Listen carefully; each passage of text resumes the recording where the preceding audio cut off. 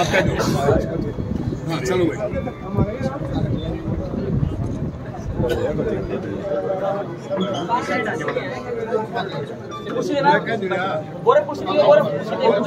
प्रधान जी press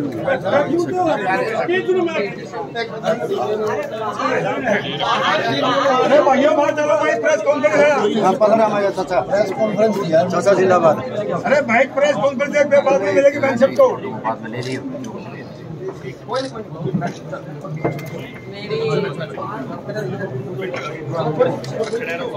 party के साथियों से रिक्वेस्ट है थोड़ा शांति रखें और थोड़े पीछे हो जाएं।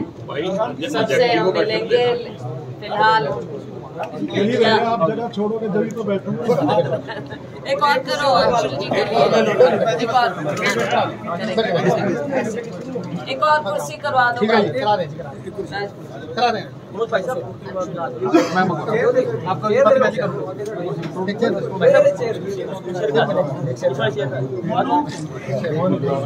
मीडिया के साथियों से माफी है लेकिन ये सब हिस्सा है हमारे काज। इनको आप विधानसभा में भी गरजते देखते हैं। रणवीर जी को आप जानते हैं अच्छी तरह से, हमारे विधायक अंशुल जी हमारे कैंडिडेट रह चुके हैं। हमारे अन्य सभी साथी यहाँ जो देश में प्रदेश में बने हुए हैं उनसे आप बहुत अच्छी तरह से वाकिफ हैं। देश के जो हालात हो गए हैं, चाहे महंगाई की बात करें, चाहे बेरोजगारी की बात करें, चाहे अन्य प्रदेशों में जो व्यवस्था है भारतीय जनता पार्टी शासित प्रदेशों में, जिनमें से एक हमारा ये प्रदेश हरियाणा, कानून व्यवस्था नाम की कोई चीज नहीं। सारे इनके जो भाषण देते थे, जो नारे देते थे, जो वायदे करते थे, सब के सब ढकोसले साबित हुए हैं, जुमले साबित हुए हैं। झूठ के आधार पर ये सरकार बनी। 10 साल हो गए हैं। 10 साल का कार्यकाल अगले साल पूरा हो जाएगा। केंद्र सरकार का भी, राज्य सरकार का भी। ना केंद्र की कोई बात सच साबित हुई है, ना राज्य की। केंद्र के जुमले लोगों के सामने हैं। जो उज्ज्वला की बात करते थे, आज गैस सिलेंडर 1100-1200 पर आ गया है। हर साल 2 करोड़ रोजगारों की जो बात करते थे, आज कुछ हजार एम्प्लॉयमेंट के लेटर्स खुद प्रधानमंत्री जी देने लगे हैं। ऐसा कभी हुआ नहीं तो कहते हैं आप पकौड़े तलो। गंदे नाले की गैस से आप ऊर्जा पैदा करो। इस तरह की बातें क्या कभी सुनी थी हमने कि शीर्ष नेतृत्व देश का प्रधानमंत्री इस तरह की बातें करें। हरियाणा में आज हम जींद में बैठे हैं, चाहे हम लोकल बात करें या फिर प्रदेश की बात करें, हर रोज हम देखते हैं और हमें बुरा लगता है। बुरा इसलिए क्योंकि सरकार ऐसे नहीं चल सकती। माननीय मुख्यमंत्री जी हर रोज एक मीटिंग करते हैं अधिकारियों के साथ और अगले दिन वो फोटो छप जाती है, अखबारों में, मीडिया में आ जाती है। ऐसा लगता है कि इसी तरह से ये सरकार चल रही। क्या अफसर तय करेंगे?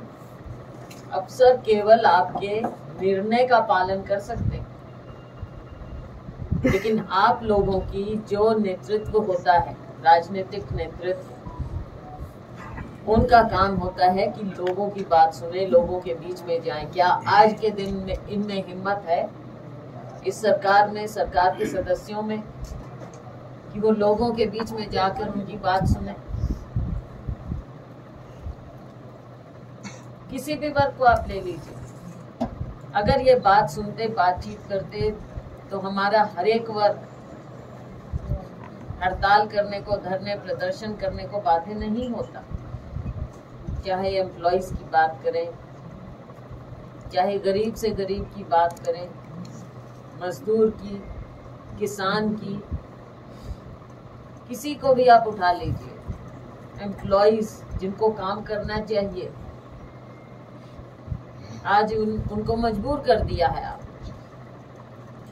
एम्प्लॉइज अपनी मांग लेकर सड़कों पर आते हैं, उनके धरने प्रदर्शन चलते हैं, उनसे बातचीत करना दूर, लाठियां बरसाई जाती हैं। तो आप कैसे सरकार चलाएंगे? सरकार तो बस चल गई, 75 पार के ढकोसले में 40 पर मुश्किल से पहुंचे, और चंद महीनों पहले ही 10 की 10 सीट जीते थे। जनता की सरकार नहीं है ये ढकोसले की सरकार। लेकिन ऐसे ढकोसलों के दिन अब लग चुके, जाना जाता है। देश का नाम ऊंचा किया है हमारे स्पोर्ट्स पर्सन्स, लड़कों ने, लड़कियों ने। साधारण घरों के बच्चे अपनी मेहनत करके ऊपर आए, दुनिया में हमें मेडल जिता कर लाते हैं। आज क्यों वो सड़क पर बैठे? क्योंकि उन्हें इंसाफ नहीं मिल रहा, उल्टा उन्हें प्रताड़ित किया जाता है। और भारतीय जनता पार्टी की ये खास बात है कि इनके लोग कितने ही गलत बात करें, ये उसको छुपाने में लग जाते हैं। और ये बात मैं नहीं कह रही, बच्चा बच्चा कहता है, मीडिया में आप लोग सब देखते हैं, जानते हैं, कहते हैं। ये कौन सी बात है बच्चों के बारे में जब कहते हैं लड़की पढ़ाओ, लड़की बचाओ, क्या इस तरह की बातें? जब लड़कियां प्रताड़ित होती हैं, बेटियां प्रताड़ित होती हैं, तो आप उनको इंसाफ नहीं दिलाते, अपने सांसदों को बचाने की बात करते हैं। इन बच्चियों ने, इन लोगों ने, हमारे स्पोर्ट्स पर्सन्स ने कुछ मुद्दा उठाया, आपने उन्हें वायदा किया इंक्वायरी होगी, लेकिन अपने सांसद को बचाने में लगे हुए हैं। तरह तरह की बातें।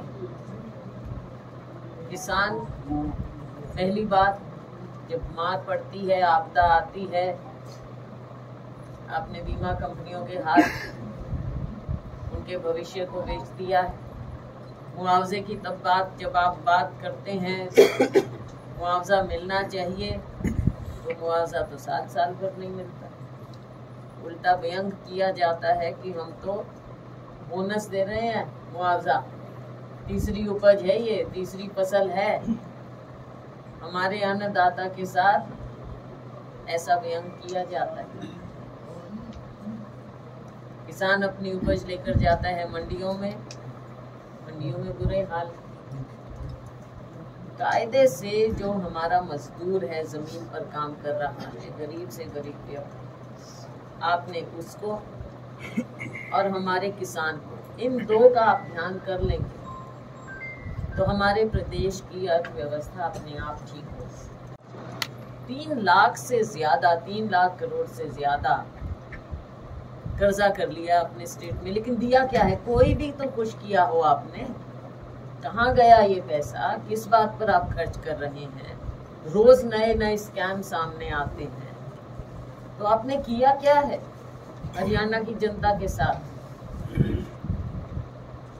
परिवार पहचान पत्र के नाम पर गरीब आदमी को आपने उलझा कर रख दिया। देते कुछ है नहीं, आटा दे रहे हो, दाने भी नहीं दे रहे। आटा दे रहे हो, उसकी क्वालिटी कभी चेक की है कि गरीब आदमी को आप कैसे कैसे ट्रीट कर रहे हैं? मिल क्या रहा है गरीब आदमी? बच्चे तक की इनकम लिखवा दी जाती। और अगर, मैं ये नहीं कहती कि गलतियां नहीं होती, अगर कोई गलती हो जाए उसको आप ठीक करके दिखा दीजिए। कैसे ठीक कर पाएंगे उसको बताइए। क्या ठीक हो जाता है आसानी से? चक्कर पे चक्कर कटवाते हैं आप लोगों के। तरीका क्या है ठीक करने का? कभी इनकम गलत, कभी कुछ गलत।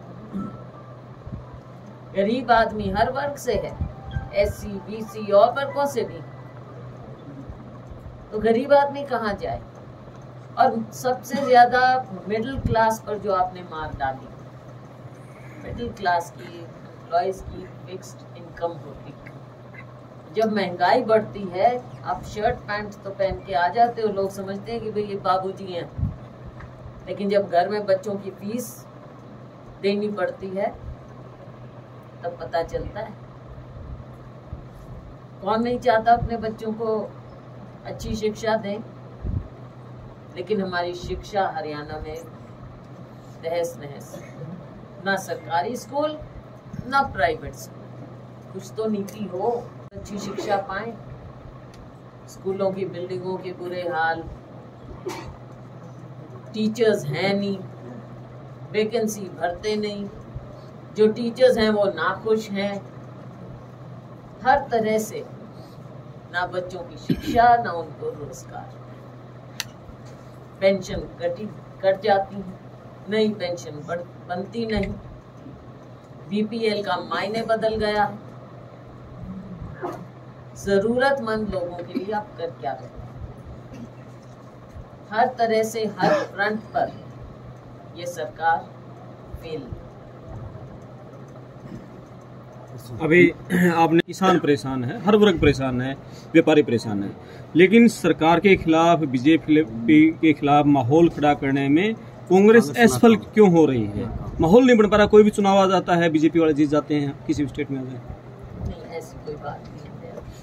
आप देखिए कि माहौल अपने आप बन रहा है, बनता है नीचे से। मैं ये जरूर मानती हूँ आपकी मजबूरी कि कई बार मीडिया उसको नहीं दिखा पाता है, लेकिन जो जमीन पर उफान है आज के दिन वो सब लोग जानते हैं। और ये कोई मैंने नहीं क्रिएट किया, जो मैंने बातें गिनाई हैं ये सब असलियत में जमीन पर ये बातें हो रही हैं। आने वाले समय में आप देखेंगे कांग्रेस पार्टी विपक्ष, मुख्य विपक्ष की पार्टी होने के नाते हम अपना काम करते हैं और हम असली जो वस्तु स्थिति है वो दिखाए। हम अपना काम करेंगे, जनता समय आने पर अपना काम करेगी। भारतीय जनता पार्टी, जैसा मैंने पहले कहा, लोगों के सामने झूठ बोलने में परहेज नहीं करती, इन्हें कोई गुरेज नहीं। हम लोग कांग्रेस पार्टी, हमारी अलग संस्कृति है, हमारे संस्कार अलग हैं, हम झूठ नहीं बोल सकते।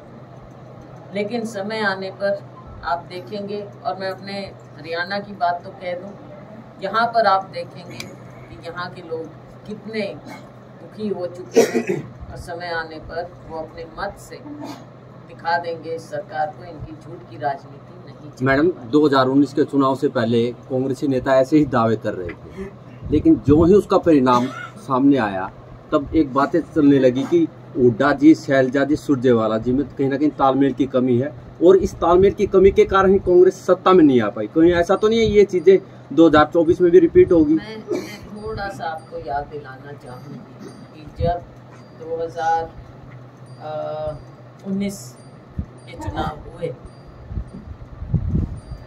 माहौल काफी ठीक था। लोकसभा की मैं बात कर रही हूँ, पहले लोकसभा चुनाव आया था, आम चुनाव, और उस समय एक ऐसी घटना घटी, बालाकोट, पुलवामा, बालाकोट, और किसानों के इन्होंने चुनाव से 2-4 महीने पहले किसानों को 2-2 हज़ार करके नई स्कीम बना के उनके पास, उनके खातों में पैसे डाले। हर तरह की इन्होंने बात की, जो भी तो आप भी जानते थे, आप लोग भी लिखते थे कि कांग्रेस की सीट आएंगी, क्या होगी, लेकिन एकदम साफ हुआ। हम लोग सब बड़े बड़े मार्जिन से हम सभी हारे, यहाँ से भी हारे, ये वाला लोकसभा भी हम हारे, सारी लोकसभा हम हारे। तो उसका एक बात थी, परंतु आपको भी मैं मीडिया के साथियों को याद दिलाना चाहूँगी, उसके फौरन बाद जब चुनाव हुए 4 महीने के अंतराल में भारतीय जनता पार्टी 10 सीट जीतने के बाद 75 पार का नारा लगाती थी, और तकरीबन एक आध को छोड़ के हमारे मीडिया के साथी भी उनके इस नारे में बह गए।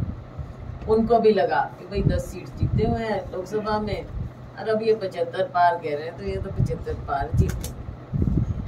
ना आप में से कोई मानता था, और हम कहते थे, मैं तो रिकॉर्ड पे, कि हम जीत की ओर हैं। लेकिन जो भी हुआ, किसी की उम्मीद नहीं थी, हम 31 पर आए। बाद में ज़रूर सबके सारे अनुभवी हो जाते हैं कि भाई आपकी तो सरकार बन सकती थी, बिल्कुल, लेकिन नीचे की स्थिति आप लोगों ने भी सबने अंदाज़ा गलत लगाया। हम नज़दीक पहुंच गए, सरकार बन सकती थी। ये 75 पार ने भी बहुत लोगों को गुमराह कर दिया, जनता को भी गुमराह कर दिया। तो कुछ सीटें हम इस तरह से भी हमारी रह गई, लेकिन बदलाव उस समय भी, ये सरकार कोई मेजॉरिटी की सरकार नहीं बनी। 10 सीटें जीतने के बाद भी इनकी भी सीटें कम आई, और सरकार इन्होंने जैसे भी जोड़ तोड़ करके, जज्बा साथ मिल के इन्होंने सरकार बनाई। आज के दिन लोगों में पहले से शोर मचा हुआ है। ये केवल कांग्रेस नहीं कह रही है, देखो विपक्ष की पार्टी जो नीचे की स्थिति होती है वो कहती है, और ये कहना हमारा धर्म है, हमारा काम है। राहुल गांधी जी भी नीचे की बात, जो लोगों की बात है वो करते हैं, वो हम कार्य करते हैं, और आज के दिन बदलाव लोग चाहते हैं, और ये बदलाव आएगा। आपने देखा जब राहुल जी ने भी यात्रा की, हरियाणा पूरे देश में की, 3500 किलोमीटर से ज़्यादा यात्रा राहुल जी ने की। क्या रिस्पांस मिला उन्हें, ज़बरदस्त रिस्पांस मिला, और उसका नतीजा भी आप देख रहे हो। राहुल जी की सीट गई, राहुल जी का मकान छीना, मतलब ऐसी हरकतें। अब इन हरकतों से क्या मतलब, उनको बेशक किसी का ईगो सेटिस्फाई होता होगा, लेकिन राहुल जी पे कोई असर नहीं पड़ना इस चीज़ का, ना कांग्रेस जन पे कोई असर पड़ना। मीन्स मोदी जी का जो विकल्प है राहुल गांधी जी को मान के चल रहे हैं आप? राहुल गांधी जी आज देश में अकेले ऐसे नेता हैं जो मोदी को सीधा चैलेंज करते हैं। तो पूरा विपक्ष, लोगों की आवाज, पूरा विपक्ष एकजुट हो रहा है राहुल गांधी जी के साथ। अगर तो ये चीजें हैं जिनकी ओर हमें काम करना होता है, प्रयास करना होता है। अलग अलग राज्यों में अलग स्थिति होती है, रीजनल पार्टीज होती हैं, नेशनल पार्टीज होती हैं, इतनी आसान बात नहीं होती, लेकिन हमारी ओर से प्रयास है। पिछले दिनों में आपने देखा प्रयास है। वो सवाल का जवाब अधूरा रह गया। अभी तो नहीं गई हूँ मैं, लेकिन जो हमारे लोग वहाँ पे हैं और वहाँ के लोगों से भी हमारा संपर्क है निरंतर, वहाँ का माहौल आपको भी दिख रहा है कि किस तरह से बीजेपी में अफरा तफरी मची हुई है, कैसे वहाँ पर 40% की बात होती है, 40%, इतना मतलब हद है वहाँ पे करप्शन की।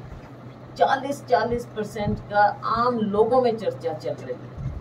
कांग्रेस पार्टी वहाँ पर, हमें पूरा विश्वास है, कांग्रेस पार्टी वहाँ पर सरकार बनाएगी और बढ़िया अच्छे बहुमत से सरकार बनेगी।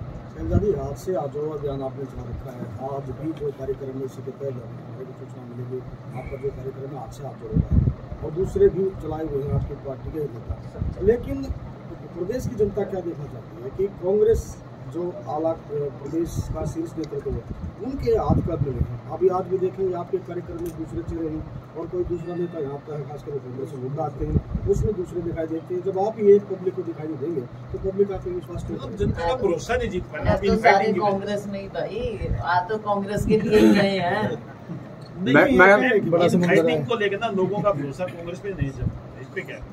जब आप ही एकजुट नहीं हो पा रहे तो पब्लिक आपके विश्वास कांग्रेस, देखो सबका अपनी अपनी कुछ हर पार्टी में होता है। क्यों नहीं थोड़ा एक बार घर को ठीक कर दो, जनता तो ठीक है। घर ठीक है भाई। कांग्रेस के प्रति, राहुल गांधी के प्रति सारे समर्पित हैं। हमारे नेता राहुल गांधी हैं, हमारे अध्यक्ष खड़गे जी हैं और हम उनको मानते हैं। मैडम आप नीचे तो आपको अपनी स्पेस चाहिए, आपको अपनी चाहिए। आप प्रदेशाध्यक्ष थे, आप प्रदेशाध्यक्ष थे, तब संगठन का गठन नहीं हो पाया। आज भी कहीं ना कहीं संगठन के गठन में समस्याएं आ रही हैं। जो दूरियां हैं ये कब दूर होंगी? ये दूरियां दूर क्यों नहीं हो पा रही? जी, ये एक सच्चाई है और मैं हर बार मानती भी हूँ इस बात को, क्योंकि हर बार ये सवाल भी होता है तो मेरे को भी जवाब सच्चाई से ही देना पड़ता है। जी, ये है एक कमी और ये कमी नहीं होनी चाहिए। कमी है, मेरे टाइम में कमी रही, ये पहले भी रही और मुझे नहीं पसंद थी ये कमी, मैंने आई रिजाइन। क्या कारण था, कहाँ अड़चने रही थी, कौन अड़चने डाल रहा था? अड़चन तो देखो बीच में होती है, कोई ना कोई तो डालता ही होगा। मैडम कांग्रेस में किरण चौधरी जो आपको तो पता कौन डालता है, हमको भी पता है। मैम कांग्रेस देखो जो भी है, लेकिन ये बात है कि इस चीज का मलाल हम सबको होना चाहिए कि हमारा वर्कर से हम काम लेते हैं। वर्कर झंडा लेके खड़ा होता है, वर्कर घर घर जाता है, वर्कर सड़क पे धूप में खड़ा होता है, चाहे मैं आऊँ चाहे कोई नेता आए। क्यों खड़े हैं? क्योंकि वो पार्टी के लिए समर्पित है। पार्टी के हमारे वो योद्धा हैं, वॉरियर हैं, जो जमीन पे लड़ाई लड़ते हैं। हम तो मीटिंगें कर लेते हैं, लेकिन वर्कर को अपनी जगह चाहिए। तो ये मलाल सबको होना चाहिए कि हम वर्कर को जगह दें। वर्कर की पहचान होनी चाहिए लोगों में। आज के दिन सब हाँ वर्कर है भाई, सीनियर नेता है भाई, ठीक है, लेकिन होता भी होना चाहिए। ये मैं मानती हूँ कि ये कमी हमारे में है, लेकिन मैं उम्मीद करती हूँ कि जल्द ही ये कमी पूरी। मैडम अभी जैसे 2019 का चुनाव ही कांग्रेस को रहा है कि कहीं हुड्डा सीएम ना बन जाए, 2024 में क्या कांग्रेस को हराएंगे, जिताएंगे? ये बात आपने कही है, मुझे नहीं लगता, मैं आपसे इस बात में सहमत नहीं, बिल्कुल भी। ये स्टेटमेंट आपकी गलत है। नहीं, कांग्रेसियों के मुंह से ये निकली है, ओपन कही है कांग्रेसियों ने। ये नहीं होता, इस तरह की बात नहीं होती। बात पार्टी की होती है। सीएम बनना नहीं बनना जो भी होता है वो बाद की बात है और वो हाईकमांड तय करता है। तो यहाँ पे जमीन पे तो सारे सेल्फ स्टाइल्ड मुख्यमंत्री हैं। मैडम आपने खुद कहा है कि ग्राउंड पे माहौल है आपके प्रति, लेकिन आप लोग ही उस तरीके से एक नहीं नजर आ रहे और आप ही मान रहे हैं इस बात को कि नेतृत्व के बिना वो चीजें नहीं होंगी। तो फिर आपको क्या लगता है? मैंने ये नहीं कहा, मैं ये कह रही हूँ कि मुख्यमंत्री की जो बात है वो हाईकमांड, लेकिन ये बात जरूर है पार्टी में जो बात है हमारे वर्कर, आप ये देखो ना, हिम्मत देखो हमारे वर्करों की, इतने सालों से दशकों से बिना किसी ओहदे के काम कर रहे हैं। ओहदा मेरे पास हो सकता है, इनके पास हो सकता है, बाकियों के किसके? मैडम जी बिना लागे पेट की बात है, आपके भूपेंद्र सिंह हुड्डा के साथ बड़े अच्छे संबंध थे। 90 में कटरे में जो है सांसद भी रहे, पीछे से मुख्यमंत्री से बने, आपका जो है अहम रोल रहा है। क्यों खटास है बीच? उसकी बात नहीं, सबके अपना अपना नजरिया होता है। नहीं, उनके नजरिए में कमी है, आपके इधर उनसे पूछ लो भाई। आप बता दो, वो आएगा उनसे पूछने। मैम किरण चौधरी भी इन दिनों पूरे हरियाणा में आपने कांग्रेस के नेताओं के वर्करों के लिए आपने डिमांड रखी, 50% आरक्षण की आपने बात करी, पदाधिकारियों को दबे कुचले पिछड़े लोगों के लिए आपने बात रखी, उसके बारे में बताइए, क्या आपने डिमांड रखी राष्ट्रीय अधिवेशन? बिल्कुल हमारी पार्टी का फैसला है, हमारी पार्टी ने इस चीज़ को देखा है। देखो कांग्रेस पार्टी हमेशा, जो हमारी इतनी बड़ी सबसे पुरानी पार्टी है, हम समय के मुताबिक बदलाव लाते रहे हैं और आज के दिन जो ज़मीन पे सच्चाई है उसको कांग्रेस पार्टी ने सबसे पहले पहचाना। चाहे वो गरीब तबका हो, एससी हैं, बीसी हैं, माइनॉरिटीज़ हैं, महिलाएं हैं, उनके लिए जगह बनाना हमारा कर्तव्य है और हमने इस बात को माना, हमारी स्टीयरिंग कमेटी ने माना और इसका AICC ने अनुमोदन किया है। हमने अपना संविधान भी बदला ताकि हमारे इन वर्गों को जगह मिलनी चाहिए। इसके विपरीत आप बता दीजिए, भारतीय जनता पार्टी में, आरएसएस में बता दीजिए कि कोई महिला कहीं नजर आती है? इनके लोग तो फिरते हैं, प्रचार तो करते हैं। ये क्या प्रचार करते हैं? केवल इलेक्शन के लिए ये नारे देते हैं, बेटी बचाओ, बेटी पढ़ाओ, और बेटियों की जो दुर्गति हो रही है। तो हम चाहते हैं, सोनिया जी ने भी किया और कांग्रेस पार्टी ने अब इसको फॉर्मल कर दिया है अपने संविधान में बदलाव लाकर कि हम इन वर्गों को जगह दें।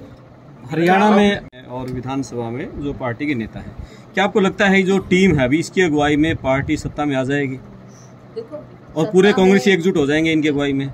जैसा मैंने कहा, ओहदे बहुत कुछ लोगों को मिल जाते हैं, लेकिन काम जो करता है वो हमारा वर्कर करता है। हमारे ओहदों से ज़्यादा ज़रूरी, क्योंकि ये तो एक एक का होता है। सीएलपी लीडर एक बनेगा, पीसीसी प्रेसिडेंट एक बनेगा, अब हमारे जैसे हैं, चलो जनरल सेक्रेटरी हैं, अपने सुरजेवाला जी भी जनरल सेक्रेटरी हैं। तो कुछ लोग ही हैं जिनको कुछ मिला है, ओहदा मिला है, हमारी रिकग्निशन हुई है।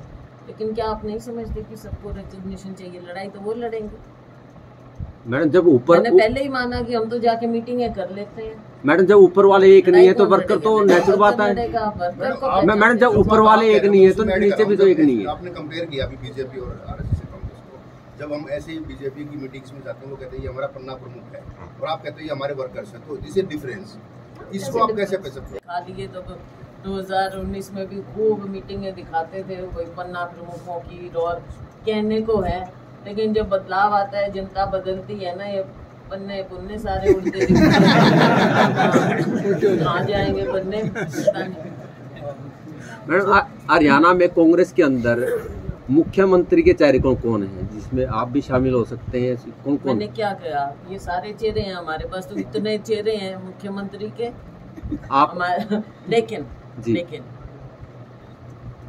मुख्यमंत्री हाईकमांड तय करता है। मैडम यहाँ पे चुनाव में एक मिनट, अपने संगठन में एससी-बीसी महिलाओं की बात करें, कांग्रेस के संगठन में, लेकिन सरकार जो बनती है उसमें हम कहते हैं कि बैकलॉग खाली पड़ा रहता है, नौकरियां भरी नहीं जाती। इसी में साथ में जो आरक्षण की बात है, अगर हरियाणा विधानसभा की बात करें, 90 सीटें हैं, 22% आरक्षण की बात करोगे तो 18 सीटें, 19 सीटें रिजर्व होनी चाहिए, वहाँ 17 सीटें रिजर्व हैं। यहाँ तक क्यों नहीं आपकी पार्टी या इस बात हो, या लोकसभा में जो मिलना चाहिए SC/ST को, वो नहीं मिल पा रहा?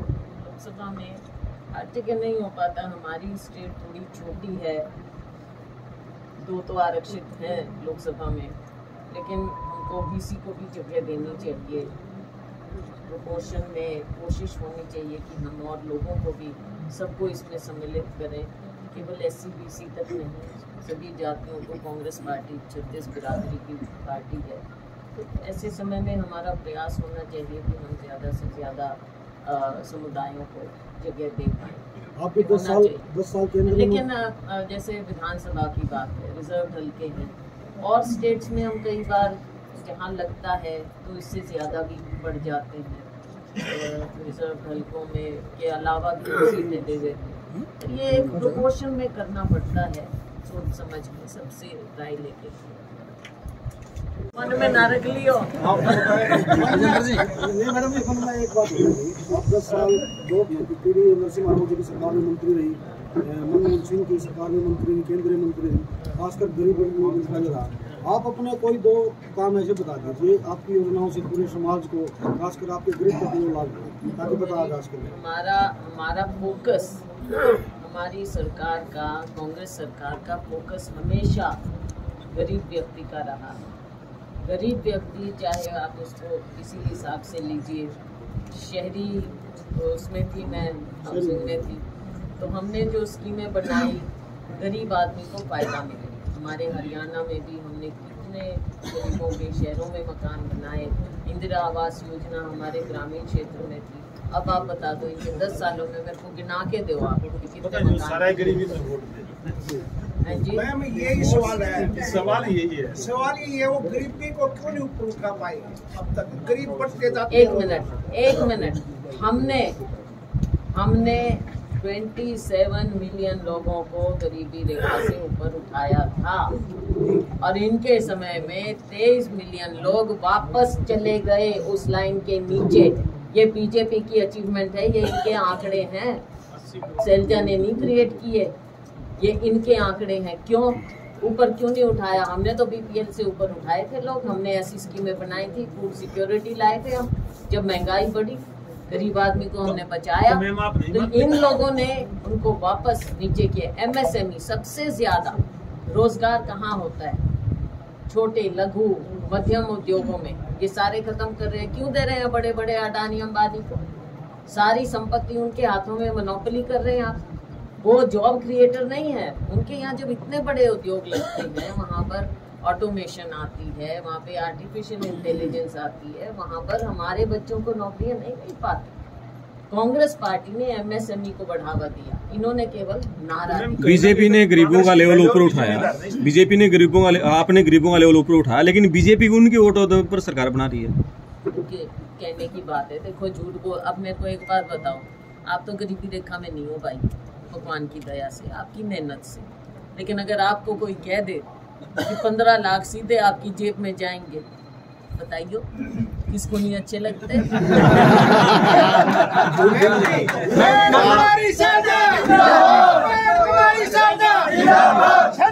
बढ़ो, आगे बढ़ो, आगे बढ़ो।